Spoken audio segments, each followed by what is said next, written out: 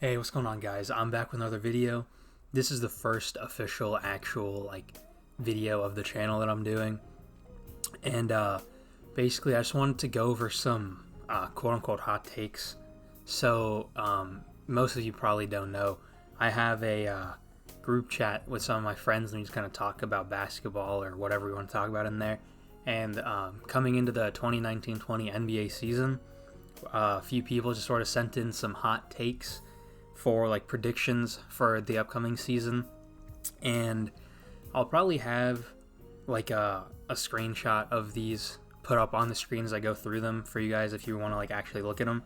But I was gonna kind of go over what a few people were thinking as some hot takes going on in the season, and then kind of seeing how they played out and what happened with them. And these aren't actual opinions. Again, these are hot takes, so most of them aren't supposed to be super crazy, and this past season was really insane, so a lot of things actually could have happened, a lot of things actually did happen that many people thought wouldn't actually be a thing. So I just wanted to kind of go over some of these things and see how close we were, and how many of these were just completely wrong. And I think I have enough of these to where I can do 3 parts, including this one maybe, so at least 3, maybe 4. But for right now, I'm looking to do this and then probably 2 more after this one. And so yeah, I just wanted to kind of get into it. And again, that'll be put up on the screen for you guys to see as I'm kind of talking about them. So as I'm looking through here, the first one that I see is there's a real chance that Coach Pop's playoff streak ends this year. And I think coming into the season, this one's not as hot of a take as some of the other ones. Coming into the season, the Spurs weren't viewed as a really serious playoff threat. Last season they made it in as I believe the 7 seed, and I think it was the 7 seed. They had a good playoff run, but it's their time in the spotlight, because the Spurs have been a very consistently good team for a long time, and I think a lot of people thought if any year it was going to be this year that their playoff streak ends. But obviously Pop is such a great coach that you really can't put it against them. There's a chance even now, depending on how the season comes back, if they do have regular season games to fight for a playoff spot, there is a chance that the Spurs do still make it in, because they were kind of heating it up towards the end. They started off really bad, and going towards, they still aren't great. They still have a pretty bad record, but they are still fighting for the 8th seed. So I think if any year, this was probably the year where it would happen, the most likely chance of it. But a lot of people really were banking on Coach Pop being just so good that they would still make the playoffs anyway. Alright, the next hot take is that the Toronto Raptors will be a dark horse contender for the Eastern Conference crown this season. And this is actually, coming into the season, this was thought of as a really hot take. The Raptors were projected to finish, maybe they probably still make the playoffs, but they'd be a lower seed, like a 6, 7, 8 seed sort of thing. And the reason for that was obviously Kawhi left, and he was the real factor for them in the playoffs. He's the reason they won the championship. Everyone else was good, but Kawhi, he's a superstar, right? He's arguably the best player in the league when the playoffs are going on. So this is obviously a very hot take coming into the season, and it's very accurate. The Raptors are the 2 seed, I believe, right now. And Pascal Siakam has just been playing out of his mind this season. He was an all-star starter. Kyle Lowry's been just the perfect leader for that team. He's still putting up 20 points, 7, 8 assists, something like that a game. Fred VanVleet's been good. Norman Powell's been a good player for them. Serge Ibaka's everyone's just been playing a really good brand of basketball. And Nick Nurse is also a really good coach. That can't be overlooked too. He sort of was a big factor for them making it to the finals and winning the championship, and every single player on that team has that championship experience now, to where it all sort of builds up to the Raptors still being able to keep a high seed and be one of the best teams in the league this season. So obviously coming into the season it was a very hot take, but I think it's very accurate. The Bucks are a very clear favorite this season. Teams like the Celtics are also, people think they're pretty likely to make it out, but I mean, the Raptors have just been playing amazing basketball this season, and they have that playoff and championship experience, so they really could make it to the finals again.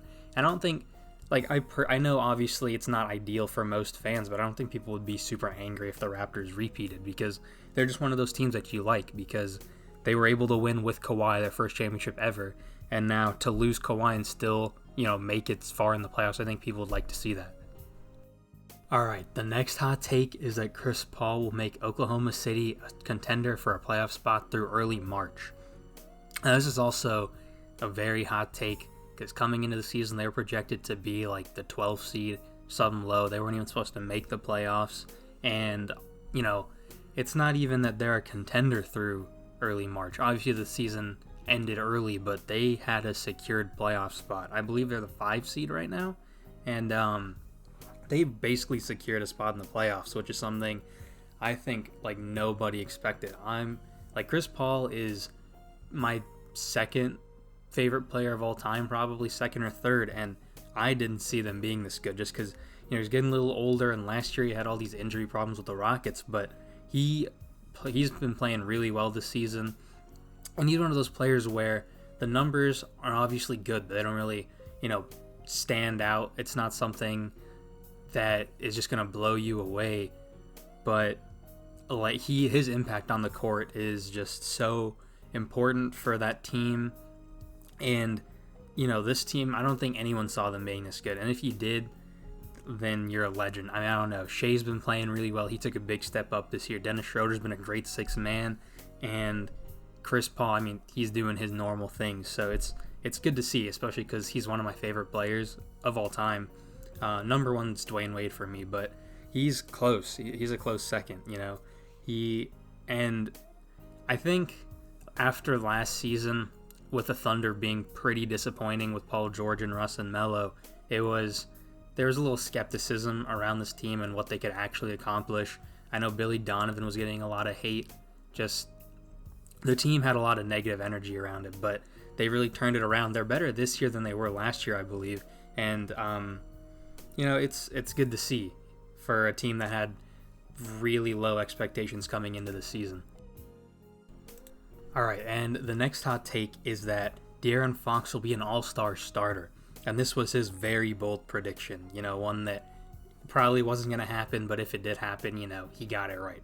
And I think a lot of people expected De'Aaron Fox to sort of take that all-star jump this year, and especially after the Kings were so close to the playoffs last season.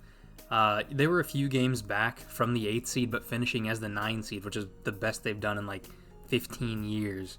And I think a lot of people expected him to take that jump to the next level, but the Kings started off the season very slow.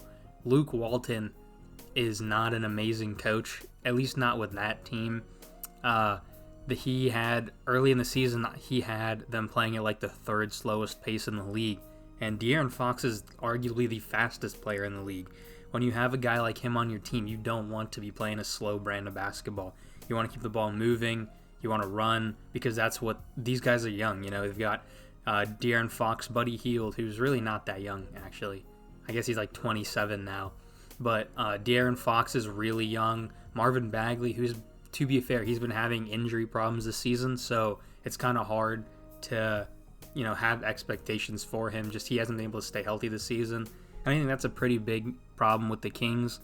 They could have maybe taken a jump, but he hasn't really been able to progress his game because he hasn't been able to stay healthy. Same with Harry Giles. He's pretty young too, but he just can't stay healthy. But De'Aaron Fox sort of picked it up later in the season, but the Kings did start very slow. Rashawn Holmes has been a good player for them too, and I think hopefully next season he'll be able to make that all-star jump. I doubt he'll be a starter just because of how loaded the guard play in the West is, but I think if he can push the Kings over that little hump, he could be an all-star, which will be hard because, Ja Morant came in as a rookie and the Grizzlies are already in the playoff picture. So, that's another hurdle that if there weren't already enough obstacles in the Western Conference. But I think if they can get their coaching situation figured out, I think they could really make a run for the playoffs next season. Alright, and the next hot take is that Zion will get a minor injury and the Pelicans will overreact, which will lead to him missing around 15 to 20 games. Now, the problem with this was that Zion really only played like 15 games because he took so long to come back from that first injury, which was kind of serious, so I can't blame the Pelicans for that because he had to recover from his injury and sort of relearn how to walk. They kind of changed his mechanics a little bit, but you know, he didn't even get a chance to play 20 games, I don't think, because the season ended short. So we'll have to kind of see what goes on with Zion for his career. But the Pelicans do have a history of sort of being overprotective of their stars. We saw with Anthony Davis, where, you know, if he got a little minor tweak in his ankle, he'd be out for, 5 or 6 games because they wanted to be super cautious with him. And I do think Zion, he obviously has the potential to be the best player in the league in a few years because he had an amazing rookie season, even if it was so short. But I know a lot of his weight comes from his muscle, but I feel like if he's using his legs as much as he does with the weight that he has on him, it'll be kind of hard to have a really long career unless he does play super cautiously, where if he has a small injury, he's got to take some time off and make sure he's fully recovered, just because that's so much weight that he's putting on his legs all night, and it can be a real problem for him leading out into the future, after he gets a few years in the NBA under his belt, because an 82-game season is really long. And then on top of that, this team with Brandon Ingram, Lonzo, Drew Holiday, Zion, this team is good enough to make a run for the playoffs, and, that's even more stress being put on him in each season. And, we see these players that make runs every season. In the Last Dance documentary, it was mentioned too, just making it to the finals every year, and it takes a large toll on your body. So I think the Pelicans have to be careful with Zion, especially early on, if they really want to prolong his career, just for his own safety. Alright, and I think the last hot take we're going to cover for this video is that Romeo Langford will provide scoring off the bench in Boston, and he will contend for 6th Man of the Year if he is healthy in the first few months of the season. And I think Romeo Langford had, his rookie season wasn't great. He didn't play too much. I think he went down into the G League for a little while. But the problem is that he got drafted to the Celtics, which is such not even top heavy. Their roster is pretty deep, but their starting lineup is just so stacked that they take a lot of their minutes. Kemba Walker, he's an all-star. Jaylen Brown, he really stepped up his game and sort of played at an all-star level this season. Jason Tatum was an all-star, and he's going to grow even more. Same with Jaylen Brown. Marcus Smart is one of the best perimeter defenders in the entire league. And not even perimeter. He was guarding up on big men for a lot of the early parts of the season, and he was holding his own, Daniel Tice and Enes Kanter are solid big men. Gordon Hayward's a nice piece, especially if they keep him off the bench. And I know his money isn't ideal, but he is a pretty good NBA player still. And the problem is that this team is so deep, and they're still experimenting with other players, They have Gerson Yabusele, or however you say his name. I don't even know. They have him, they have Semi Ojeleye. They're giving Carson Edwards some run. This team is just so deep, and they're experimenting with so many players that it's kind of hard for, someone young to come in and make a big impact for that team. Alright, and that's going to be the end of this episode. Again, I'll probably have 2, maybe 3 more parts to this series. I don't really know. If you did like this video, subscribe. I'll be trying to upload as much as I can on this channel. So if you're interested, just drop a subscribe, like, comment any video ideas you guys want to see, and yeah, that's all I really got. So thanks for watching.